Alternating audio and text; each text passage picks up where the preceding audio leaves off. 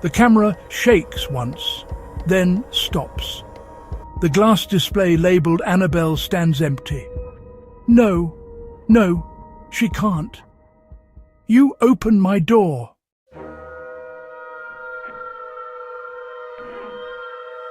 Annabelle didn't begin her story in a museum. She started in a small Connecticut apartment in 1970. Two nursing students, Donna and Angie, found her in a second-hand store. A cheerful Raggedy Ann doll, worn but charming. Donna bought it for $20 as a birthday gift to herself. For the first few weeks, it was just decoration. Then the oddities began. They'd leave Annabelle on the couch and return to find her in Donna's bed. Her arms and legs moved subtly each day, just enough to notice. Then handwritten notes began appearing around the apartment, written in pencil on parchment paper they didn't even own. The notes read, "Help me, help Lou." Lou was Donna's boyfriend. He laughed it off, until one night he woke to find the doll at his throat.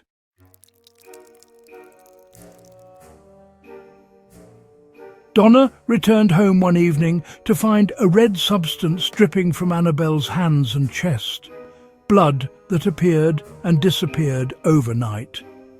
Terrified, she called a medium.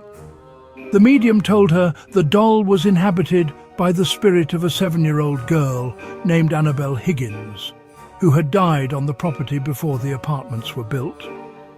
The girls, feeling sympathy, gave the spirit permission to stay inside the doll. That was their mistake. A few nights later, Lou, the boyfriend, woke with a pressure on his chest. He couldn't move. The doll sat at the edge of the bed. Then he felt 3 deep scratches appear across his chest, hot and bleeding. When Donna turned on the lights, the doll was sitting in the corner, staring at him.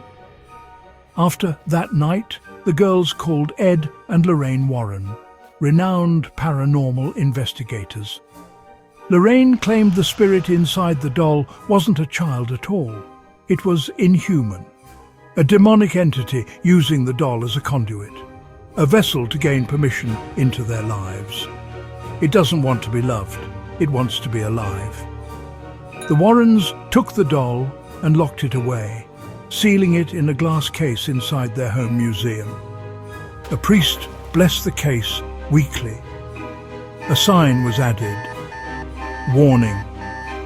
Positively do not open.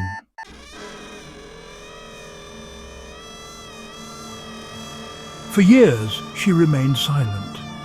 Visitors mocked her, tapped the glass, took photos.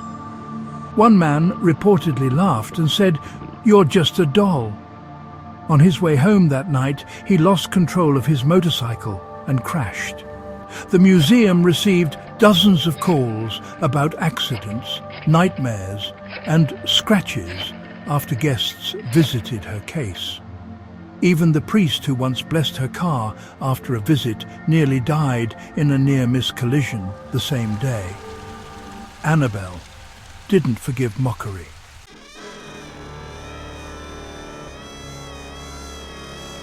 When the Conjuring films released, Annabelle became a global icon of terror. But the real doll, locked in the Warren Museum, seemed to stir again. Temperature changes, crosses falling, lights flickering. Daniel Ortiz, the museum's new night guard, didn't believe any of it until the night he heard the knock. He checked the cameras. The case was open. The air grew heavy, metallic. Then came the voice. "You invited me." Daniel turned. There she was on the floor behind him, ragged cloth, black button eyes glinting in the dark. He tried to bless her. His voice shook. "In the name of the Father." The camera footage cut at 2:46 a.m. When power returned, Annabelle was back inside her case. But Daniel never came back.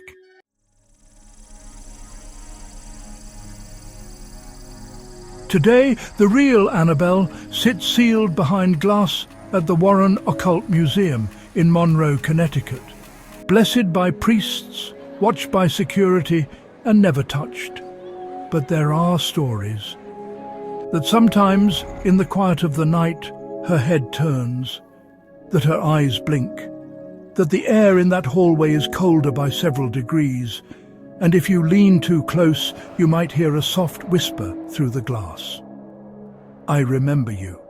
She isn't porcelain like in the movies. She's older, softer, and far, far more dangerous.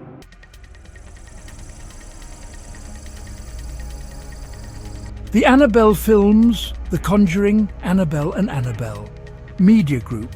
Close-up of vintage Annabelle doll, Raggedy Ann doll, in shadowy room, stock, distribute equally, creation, were all inspired by this real case.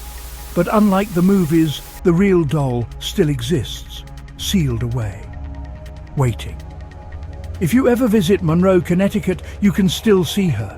Just don't tap the glass, and never ever call her name 3 times. Which true horror should I uncover next? The nun or the crooked man? Tell me in the comments. If this story chilled you, hit subscribe, tap the bell, and share it with someone who dares to watch it alone tonight. Stay curious and stay safe.